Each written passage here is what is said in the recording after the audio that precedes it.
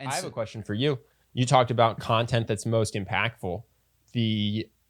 We often focus on views, and I think that that's a great metric, but two of the most impactful videos you've ever made are when you share about your life. Yeah. Which we found largely 200,000 people want to know about, and then not a single person above that. Mm-hmm. You know what I mean? They don't go viral, but they're the ones that people most often come up to you and say, your video on ayahuasca, your video on your ex-girlfriend, life-changing. Mm-hmm. Does that make you want to make that content more? Is that content hard to make because you're so vulnerable? Is it hard to focus on because you don't have no way to measure lives changed? We have no dashboard for that. That's what it is. If I had a dashboard with that, I'd make way more videos about it if we could track that. But every time I log into YouTube, it tells me views, watch time, and subscribers.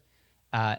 Which naturally does not ever make me think to make another video. Because there's no metric on people who remember it a year from now. Yes. And so that's a problem, I think. It's tougher to track. You can see it in the sentiment in the comments, and I can see it in what people tell me what video has hit them when they see me, and it's like 30 to 50% of them will reference one of two. But yeah, no, it's just because it's not tracked. It's what you measure what gets measured gets managed. Yes. And so I'm not managing for. You guys can tweet that. I just came up with that. Who actually said Ben it? Altman. Drucker? I think so. Yeah.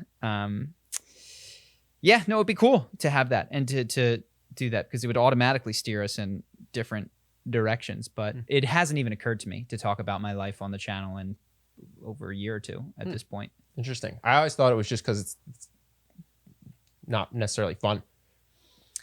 No, when I think about it, I go, this video is going. So on YouTube, when you log in, if you have a thing, it says how your most recent video did, 1 of 10, 2 of 10, and then it has 10 most recent. And I was like, this is a 10 of 10. You know, we try not to make 10 of 10s. Yeah. We work really hard to not make 10 of 10s. So that's why. Interesting. And it hasn't even occurred to me beyond the podcast to talk about anything in my life. Huh.